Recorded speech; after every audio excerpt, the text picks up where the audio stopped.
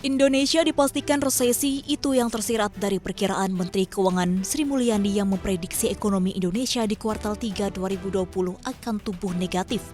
Sri Mulyani mengakui ekonomi Indonesia di kuartal 3 tahun ini bisa anjlok lebih dari perkiraan awal pemerintah.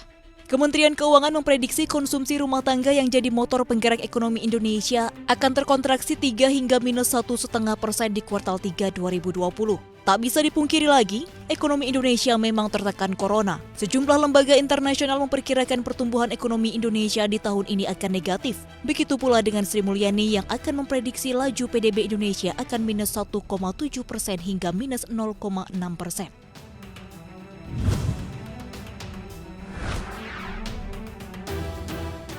Langkah pemerintah menggenjot belanja selama pandemi COVID-19 bukan tak memiliki dampak. Sepanjang periode Januari hingga Agustus 2020, anggaran pendapatan dan belanja negara sudah defisit 500,5 triliun rupiah atau setara dengan 3,05% dari PDB RI.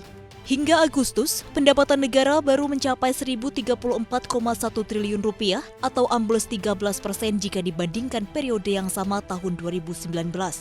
Sedangkan untuk mendorong daya beli, pemerintah tak boleh mengerem belanja negara yang hingga Agustus sudah menyentuh 1.534,7 triliun rupiah.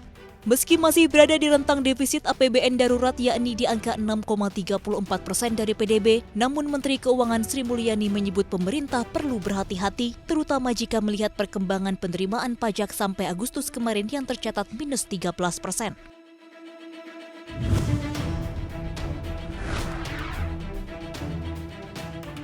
Pemerintah terus menggenjot realisasi penyaluran dana pemulihan ekonomi nasional karena hanya tinggal 3 bulan lagi tahun 2020 akan berakhir. Menteri Keuangan Sri Mulyani menyatakan per 16 September 2020 penyerapan dana PEN sudah mencapai 254,4 triliun rupiah atau 36% dari pagu senilai 695,2 triliun rupiah.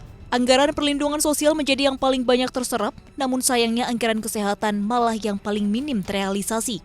Nah, agar anggaran PEN bisa terserap 100% di akhir tahun ini, ada sejumlah upaya ekstra percepatan yang akan dilakukan pemerintah, seperti perpanjangan waktu berbagai program sampai dengan Desember, hingga mempercepat proses usulan baru berbagai klaster serta realisasinya, serta mendesain ulang program agar lebih efektif, serta mempercepat proses birokrasi program.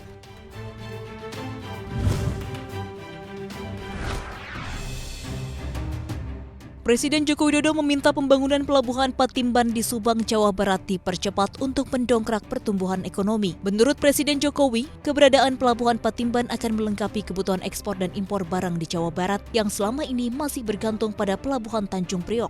Menteri Perhubungan Budi Karya Sumadi menyatakan, proyek Patimban dengan total investasi mencapai 43,2 triliun rupiah tersebut ditargetkan beroperasi pada November 2020. Pelabuhan Patimban berada di area seluas 369 hektar dengan total investasi mencapai 43,2 triliun rupiah. Dan saat ini kontraktor sedang mengebut penyelesaian pembangunan tahap pertama yang meliputi pembangunan terminal peti kemas seluas 35 hektar dengan kapasitas 250.000 tus serta terminal kendaraan seluas 25 hektar dengan kapasitas 218.000 kendaraan.